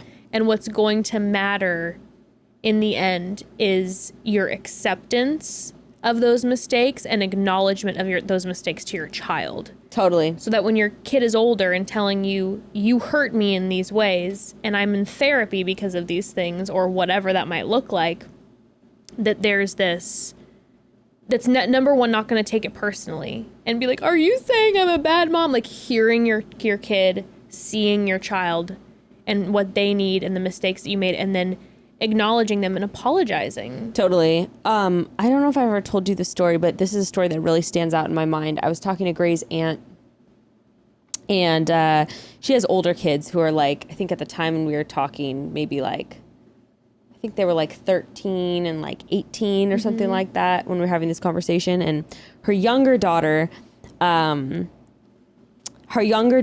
this friend, and her friend didn't want to walk across the crosswalk alone or whatever. But okay, hold on. Her younger daughter is telling her this story of something that happened at school today, you know? Okay, yeah. And she's like, oh my God, complaining. Oh my God, blah, blah, Brittany, my friend Brittany, she didn't want to walk across the crosswalk without me, and she wanted me to walk across with her, and I was told her, like, no. Like, I don't want to walk across the crosswalk with you. Walk across by herself. Like, ugh, we're 13. Like, why can't she walk across the street by herself? Blah, blah, right. blah. Now, Gray's aunt, the mom, like, she got this emotional reaction because, like, that friend Brittany, her mom always, like, does drop-offs and, like, helps out a lot with rides and all of that. So her immediate reaction was like, oh my God, why didn't you just walk across the street with Brittany? Sure. Walk across the street with her. She's like, her parents hook us up all the time. That's exactly what she's thinking in her head, right? And she's like, dude, not cool. Why would you treat her like that? Walk across the street with her next time, you know? Be a good friend. Yeah. He's pissed. Yeah. And, her daughter's kind of like, thrown back or whatever. Anyway, that kind of ended there. But she thought about it later, and she evaluated, and she was like, you know what? That was not... I was projecting my feelings onto that situation because I started getting insecure, like, oh my God, what if Brittany tells her mom? Yeah. And then her mom feels some kind of way about, like, us because she helps us out all the time. And she was like, but I was bringing all my stuff into that conversation. So what she did is she just, like, took her daughter's side or whatever and was like, hey, earlier or yesterday or whenever, when I reacted like that and I got really mad at you for Brittany, like, I completely understand where you were coming from, and it wasn't really about that. I was getting really emotional and worried about all these other things with, like, Brittany's mom and blah, blah, blah. Anyway, I was bringing all my own stuff into this, and it really didn't have to do with you. So... So don't worry about that. And that, like, story really stuck with me because, yeah, she fucked up in the moment, maybe, overreacted, whatever. But then her daughter could still... trust her because she was able to go back and be like, and not only that, just even the first step of evaluating her thought process and being able to recognize, like, this was about me, not my daughter's actions. Yes. That's, like, so huge. It's huge. And also, like, what a cool, like, I mean, it's learned behavior, right? So it's like, if you're actively making an effort to apologize to your kids when you make a mistake and then explain to them, hey, this is why what I did was not okay. Yeah. Even if the mistakes aren't directed, like, towards your child. Like, if they're directed towards your partner. Like, hey, if, like, you snap at your spouse in front of your kid, to, like, go to your kid and be like, I just wanted to say that I'm sorry that you heard that. And this is why what I did wasn't okay. I was feeling this way, and I directed it towards your dad or your mom or whoever. And it was actually about me. And it's because I've been frustrated, and it's not okay to let that. And I think then, like, I feel like it's just as, like, an incredible example to your kid of that, like, the importance of pausing and being able to take responsibility of your own actions, but then not shame yourself because of them. Yeah. Because it's like when my authority, quote unquote authority figure, my parents, they're the ones in charge, right? They're apologizing. So if the person in charge is apologizing, that's not shame. That's good. Right? So it's like, I feel like the combination of all of that is just so healthy. When Gray was gone, oh my God, by the way, I know this is what everyone's talking about, and it's been the topic of every Zoom meeting and every interaction, but that fucking time change, dude. My kids are up every day at 5:30, even if they're going to bed at the normal time. You texted me about it, and I had not put two and two together. I felt so ridiculous because I was like, sorry, like, I was up early because da-da-da-da-da. And I'm like, Ember's just been getting up so early lately. And you're like, oh yeah, the time change is killing us. I'm like, oh my God, that's why. But it doesn't make any sense. They're still, I'm still putting them to bed at like 7:30, 8. I know. And they're still waking up at like 5:30. I swear to you, it doesn't matter what time I put Ember to bed, she will wake up at the same time. If I put her to bed at midnight, she'd wake up at the same time still. Yeah. It's just their little internal alarm I know. clock. I That's why I'm know. like, I'll put her to bed earlier. She gets more sleep. Right. Better for everyone. She goes to bed at 7 still. Yeah. And is the happiest when she goes to bed at 7 because Yeah. she gets like a solid 12 hours. Yeah. Versus putting her to bed at 9. And Yeah. I feel that. But yeah, anyway, oh my God. But pre-time change, when Gray was gone, there was one night, they were, I don't know if they were sick. I don't know what was going on. But they were just like, up all night. And Ruth was like, oh my God, have you ever had these moments with your kid where you're like, just like, please just go to sleep for the love of God. Please just stop talking. You're like, I will. Or it's like, you will be better and happier if you are asleep. And the night is fucking with you because you're kind of half asleep. Yes. So you're just like not totally rational. No. And I've been at the point like, where, you're just, you're like the woman running around like in like the long nightgown in the hat. Literally. There's been that time where I'm like, please. Oh, I've wept. I have no Simon will not be. I just want to sleep. I just want to sleep. Yes. Oh no, I have Hysterical. hysterically wept at the foot of Ember's bed, being like, please go to bed. I'm so tired. Which isn't good. Not good. No. But it happens sometimes. But it happens. We're human. It happens sometimes. So, anyway, we teach Ruth to take she does like deep breaths, like when we tell her to come down. So I was getting hysterical and I was like, just like, Ruth, stop. And she goes like this. Blew like that in my face, like as big as she can. She was angry at me too, you know. And I was like, and I just obviously started laughing, but I was like, oh my gosh, in that moment to me, she was just like, bitch, take a deep breath, you know? She was like, listen, I am serving you the help that you have given me right back in your goddamn face. Take a deep breath. It's not that deep. Snap out of it. You're gonna have one night of sleep deprivation. You'll be fine. That is so funny. It was so picturing you two mad at each other, dude. Just like it's like that is so. The reality of that is so when you're both frustrated at each other. Yeah. And like when they get to that age where you can genuinely both be so frustrated at each other, and you're like, you are not speaking my language right now. You do not get what I'm trying to communicate with you. Or you're just not doing it. Or you're not doing it. I want you to do this, and you want me to do this, and. But most of the time, one of us has a reason.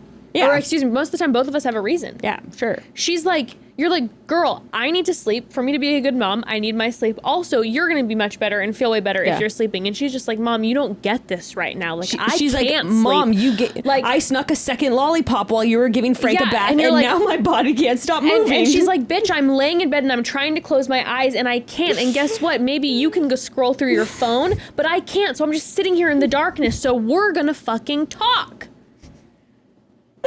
Straight up. And you're just like, okay. Up. Oh, it's wild though when you see them, children then, like you have those moments where you're like, oh, I taught you this and now you're teaching it back to me. Like it's so, I the other day I had like a full sobbing breakdown. Come to Jesus moment. No, I was literally like in front of Ember, I all of a sudden just started bawling. I was like having my own thing and I just started bawling. And Evan wasn't home, so it was just me and her. And she, like, there wasn't a beat. She, without a beat, just came and immediately, quickly sat next to me, put her arm around me, and she's like, you're going to be okay. You're going to be okay. It's going to pass. Deep breaths, deep breaths. And then she's like, look at me, and she took my hands, and she's like, what can I do for you? And I'm just like, and then it made me cry more, like, you're so I know. sweet. Thank you so much. And I'm like, I'm sorry that I'm like this. And she's like, it's okay. We can all be like that sometimes. It's okay. Yeah. And I'm just like, oh, those moments where you're just like, doesn't it also make you feel like a piece of shit though? You're like, oh my god. Absolute Ruth has done the garbage. same thing to me where she comes up to me and she goes, she strokes my cheek and she goes, you need some water, mommy? It's okay. And then she'll try to do something to make me laugh. You'd be like, see, you happy now? You feel better now? And I'm like, God. Oh no, you feel like absolute hot trash. Like, actually, I've never felt worse. It's just like you're like I've put my kid in a position where they're having to comfort me right now, and this is not what I'm trying to do. And then I always struggle with that because I'm like, well, then you're being vulnerable and showing your child that it is okay to be like that sometimes. but also I don't want to. Yeah. Do you know what I mean? I always have that thought in the back of my head. I'm like, I don't want them to feel like they're emotionally responsible for me. But also because that's so damaging when kids are feeling like they have to be parents. I know. Or their parents' friends, not like the children. But I'm also like, well, I'm not going to put on a happy face for her and then run to the bathroom and cry and come back and be like, Mommy's fine. Because that's weird too. Yeah. And I know for myself, I felt in my home that happened too much. Yeah. Where I never saw any confrontation. I didn't see any crying or emotional breakdown. So then I felt shame and I was crying and I didn't know how to process it well. And I was just, whatever. I think it's all about balance, right? It's like, and then also not putting it on them. Yeah. Right? Like if they happen to be in the room when you're crying and experiencing emotion, I think that that's healthy for a child to see. But when it's put on them, like, you do something about this is you, and then they feel like they have to take care of it. That's a massive problem. Yeah, totally. It's a tricky balance. It's a massive balance. Hey, but either next week or the week after, do you want to do, you came up with this idea, do you want to do We're Not Really Strangers and do some of those questions? Yes, I do. Broads, we have Evian coming on the podcast again soon, which I'm very excited about. If you have not listened to our episode with Evian, it's called Sexually Liberated with Evian Whitney. It was such a good episode. It was one of our early ones, and they are absolutely amazing. And so they are going to be coming on the podcast here soon, which we're really looking forward to, because I know that they've had a lot of life updates and have been having some really incredible conversations online. So that's coming soon. But also, I saw the podcast Good Moms, Bad Choices, which we've also had those two mamas on. They did an episode recently where they went over cards from that game, We're Not Really Strangers. And so I had never even heard of the game. So I started looking through the cards and I was like, oh my God, these questions are so good and so intimate. I'll bring the and actual intense. deck because our nanny got it for us actually as a gift for Gray and I, which was really sweet. That's a really nice gift. Right? It's really thoughtful. So I looked through a couple of those questions and I was like, oh boy, this is going to be some interesting, intense conversation. Yeah, and then there's also a little card where each one of you get where you can do Go Deeper and you can serve it to that person. Gray doesn't like playing this game. We've played it once or twice. Oh, really? No. That is my type of game. Are you kidding me? Me too. You make copies of the Go Deeper card and just do it to him constantly. He's like, where people are you at getting the gas all these? station, Like, people, every card he pulls, you're just like, go deeper, go deeper, go deeper. And he's like, I can't go any deeper. I'm in my gut. Yeah, no, he doesn't like this. He doesn't like to be forced into vulnerability. I understand. A lot of men feel that way. Yeah. It's okay. It's because they're toxic and we need to cut them out of our lives. We need to cut them out of our lives if they're not willing to go there with us. But yeah, we were talking about doing that. So that will be coming either next week or the following week. And then Evian will be one of those weeks. So some fun shit will be coming up the next couple weeks. Pretty excited about that. Also, we have in 2 weeks, we have a holiday week. Yeah. So we'll be doing a Bachelor recap that week, but then we're also going to be putting out one of our episodes that we have recorded last year, this time in November, with Callie Wolf and Ty Simpson, which was an incredible episode. So we're going to be putting that out I forgot about the again. episode. That's a good episode. That was a really good episode. Yes. Cool. So many things to look forward to. Can you believe it's almost December? No. Do you have any goals for 2022? Well, I have some goals that involve me and you that the Broads are not even ready for, which I'm very excited about, that will be announced soon. Yeah, I'm so excited. One of the biggest goals for me, honestly, is refocusing. I feel like the past 2 years there's just been so much like chaos and, very much like living a question mark all the time. I feel like I've been very, I lost sight of what's important for a while. I lost sight of what's important for a while before the pandemic. And then during a lot of the pandemic, I think I just let myself get caught up in worrying about things that I can't control. Totally. Which I think a lot of us did. But So I'm like refocusing this year on family I like that. and I like that a lot. people who I love. I like that. What about you? Well, I'm trying to just like build wealth and grow and, you know, connect, build. Impact. I don't know. This year was a really big, the past 3, God, it's going to be 2022. What the hell? I know. So 2018 was a really difficult year. 2019 was a lot of changes. 2020 was a year for me really about like settling and patience. 2020, yeah. And 2021 has been a lot of like, word that comes to mind is like movement and learning. I feel like since around the time of my birthday, I was like, okay, I've got to find solutions to like the things that are not working for me. And I've got to really get to the root of like what the problems are so that I can figure out like the right solutions. And so feel like I've been hitting layers of that just with my individual self. And, you know, there's all the cliches of like, yeah, keep yourself after you have a baby, stay in touch with who you are. But sometimes there's so much stuff that's inhibiting you from even knowing how to do that, right? I know. So you're like, okay, what do I need in order to, you know, what do I need to let go of in order to get this so that I can have more time for this, so that I can unlock understandings of this, so that I can then put in the work to move past this. And, and it's, you know, it's not a linear A to B thing. It's like, you've got to, I don't know, it's sort of like a Jenga puzzle where you've got to like, but the opposite, where you've got to find out like which piece, where the piece has to go in to make the tower most stable. Because it's also like sometimes when people say like, you know, you're more than, for instance, you're more than a mother and like, you know, you need to tap into that, Sometimes it's like, no, but I'm too tired to be anything other than that. Exactly. Because that's too consuming right now. And when you tell me that, that almost makes me, sometimes it's like, when you say that, that almost makes me more anxious, like I'm not doing enough. And this is all I can do right now. Well, and I know in sometimes some of our conversations, I was like, damn,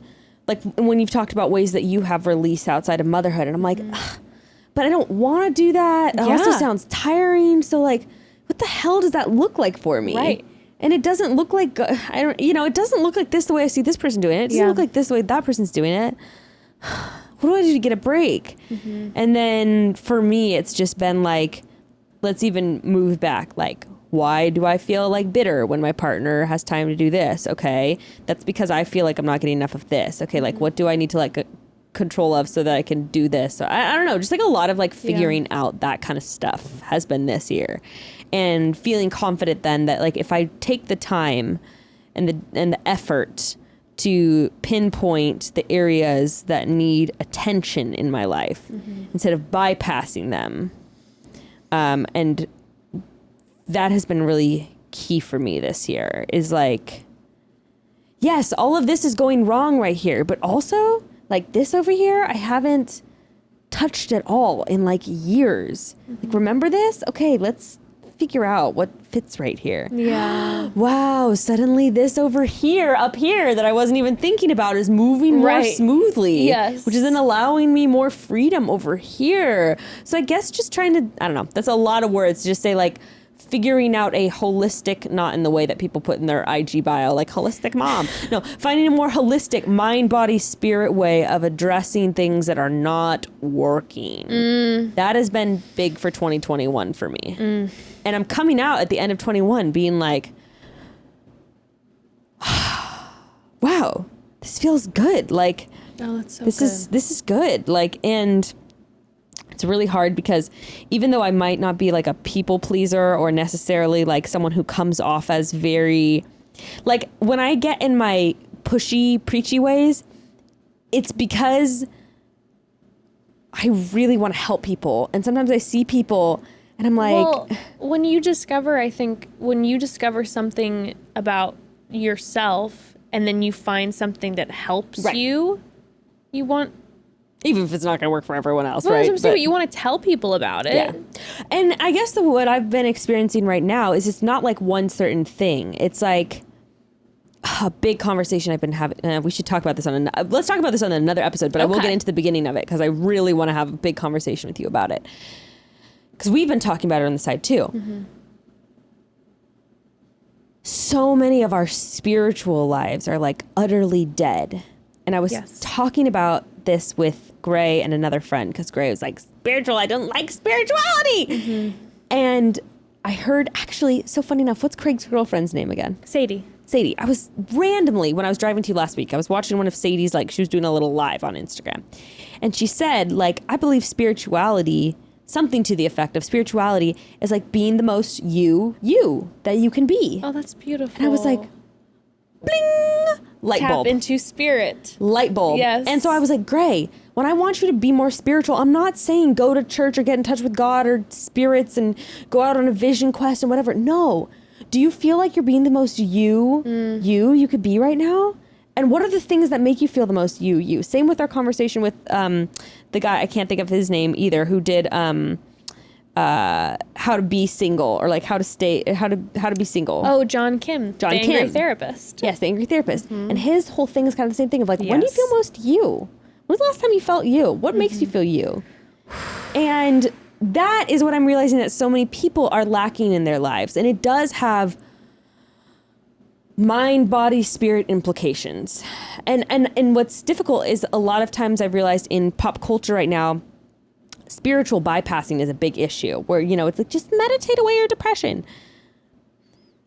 But then the conversation that's also really difficult to have, I've noticed, and that's why I haven't talked about it on Instagram and other stuff, is like, yeah, but if we are neglecting our spiritual selves, if I am neglecting the things that are so holy, Becca, there are going to have there are going to be effects on my mental health. There is going to be effects on my body, on my energy levels, on my sickness and health. For myself personally, one of the biggest testaments to that was when I was, growing up, like, super conservative. And then after I got married to Evan, and I thought that there was going to be a shift because I thought for some reason via fucking culture and purity culture and all that when I got married, everything would just kind of fall into place for me. And surprise, it didn't. And I was still part of that same community, and that community is not me. And it's okay if it is for someone else, and that's what fulfills someone else if they're not hurting people. But like, that community wasn't for me. And I was doing things on a daily basis that I didn't believe in. I was doing things on a daily basis that I didn't want to do, that suppressed who I really was. And my bipolar had never been more raging. My depression, my anxiety, that's when I was 5150. Like, I mean, it was massive. And as soon as I took the step, which was really fucking scary and like potentially going to lose like all my friends and family at the time, to be like, this is not who I am and I can't participate in this anymore. As scary as it was, all those things, they didn't disappear, but it was massively different. I started to wake up in the morning and not feel a heavy burden, like I was able claustrophobic in your own life. I didn't live every moment in anxiety or depression. I was able to like enjoy like things around me and conversations that I hadn't been able to before. I was able to enjoy people who I wouldn't have enjoyed before because I was just so bothered by everything, because I was so bogged down because I wasn't who I really was. I wasn't being who I really am. Yeah. And it changed everything for me. So it's not like this. And so that for me, that quote unquote spirituality was a rejection of the spirituality that had been forced on me. And that was me then pulling back and trying to figure out what was best for me. Mm-hmm. And that was wildly spiritual for me at the time, which a lot of people had been like, oh, that was the absence of. I'm like, no, like that was me discovering me. Right, because if we're getting down to the terms of these words, what is spirit, Mm-hmm. I mean, like, that is the life force, right? Life force. That's the flame within. Like, and if you're not, and you know, but cliches are cliches for a reason. If you're not true to yourself, you're, I don't know, like choking out that flame in yourself, and your body and your mind will rebel against you. You know, it's like, yeah. I also know for myself too, personally, when I was able to start to be more true to who I was able to acknowledge my flaws and how I hurt other people better. yes, that is a really big phase that I'm in right now. Okay. And it's a really good, it's actually been a really amazing phase because I'm realizing the things that I've been putting out that have been hurting people and also hurting myself. And I've been realizing once I've become aware of them that I can change them and I can change them. And then I'm like, that's so cool. I can just change the way I'm talking about people and change the way I'm therefore seeing myself. Yeah. Like, ding, amazing light bulb moment, you know? And I don't know about you, but for me, I've realized, and I've really, let's do an episode where we both think about like what spirituality is to us and the things that have like, how far, like where we've been and how we've moved through that journey. Let's have a conversation about that soon. I would love that. But I think I was in denial for a really long time. And I was like, no, you know, that doesn't hurt me. That's fun. And no, I'm not hurt. I'm just, in fact, I think we even had this conversation on the podcast like 4 months ago, being like, there's nothing wrong with it. It's fun. And that's the way you connect with people, is sometimes hating on shit. And lately I've been just calling myself to a bit of a higher standards. I'm like, what about connecting with people on things that you both love and enjoy and want to pursue? Maybe I can challenge my current relationships, which has been really interesting. In like, it's a relationship shift for sure. you're like, oh, my loved ones and I are spending a lot of time talking about all the things we don't like out there. Same. Oh my. So, but it's all good. So I'm excited. So I think for 2022, my thing is, I don't know. I just feel like I just feel like I'm a plane on a tarmac right now, like moving, and I'm ready to like take off. I think 2022, I'm just ready to soar into new heights of like being myself. So I'm super psyched. I'm really excited. I think it's gonna be good. Makes me happy. And this is then gonna be your 27th. It is gonna be my 27th birthday. Becca. Saturn return. 27 is, I don't know. Technically, though, I looked it up. My Saturn return is not supposed to be till I'm 29. Okay. But I know. There's something about the 27th year when you I feel like like every person I talk to about it, there's something about a shift in the 27th year that's massive. Well, that's when exactly what I just told you that happened with me was when I turned 27. And like I'm talking like on the dot when I turned 27. It was like, okay, I got pregnant in my 27th year, like, and everything shifted for me in like the best way possible in my life. One of my friends last week was telling me, she was saying, and I feel like our whole world, not even just the United States. I feel like the whole world right now is in the teenage years, and we are trying to all figure out who we are and where we're going, all caused by like the pandemic and being forced to stop and being forced to, I mean, all the supply chain issues, everything that everyone's talking right now, all this shit, everything like is shaken up, and we're going to have to choose how we evolve into maturity. Yeah. Wow. Collectively. Yeah. And so I think it's a really powerful time. Embrace it.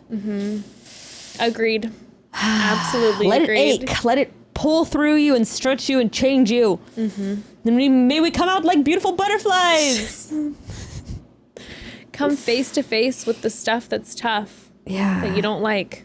And be our most beautiful selves emerging from the cocoon. Butterfly broths. Did you know that scientists don't know what happens in the cocoon? I was listening to an NPR thing. It's actually same within the womb. They can do like a fetal like life support type thing up until like there's like a week window between this week and this week. And they cannot, no matter what, they cannot mimic what happens in the womb during that time. That's wild. And they can only get to a certain point where they can do life support from then on, because they can now do it like 21, 22 weeks. Right. But there's like a period, I think it's like between like 14 and 20 weeks, and they cannot figure out how to like mimic that. And then the cocoon is like that? The butterfly cocoon is like that. I'm explaining it poorly because I'm not a scientist and far from it. But look it up, NPR butterfly cocoon, some shit like that. There is a point where they do not know what happens. Something changes when the caterpillar turns into a butterfly, and they don't know what it is. Wow. And they can't mimic it. There's nothing with the faux cocoons. They cannot observe it. There is something magical, if you will call it. I was going to say, now that is real life magic, and it is stuffed full. Granted, 300 years ago, we thought that gnats just appeared in rotten meat, and that rotten meat bred gnats, and that was just a mystery that we didn't know. And then science advances and we figured it out. But where we're at right now. But what I'm saying is the magic is in the fact that, like, we can go to the moon, but we don't know what happens inside the tiniest butterfly cocoon. But even if we figure out what happens inside the butterfly cocoon, that shit is so magical. Right? Changes from a caterpillar. Like, look at a caterpillar. How? Look at what a caterpillar looks like into a butterfly. The fact that I'm speaking to you right now, it's like all the things having to happen in my body to connect with my brain to be able to say one word. I was thinking that when I was driving yesterday. I was like, oh my God, I can just get in my car and just like go hundreds of miles, thousands of miles, just to somewhere else. What? Magic. And no, we have not been doing psychedelic drugs. Only like, talking about it, okay? Sober, okay? Magic. Anyway, with that, Broads, what a wonderful conversation. We love you all, and we'll chat soon. Chat soon.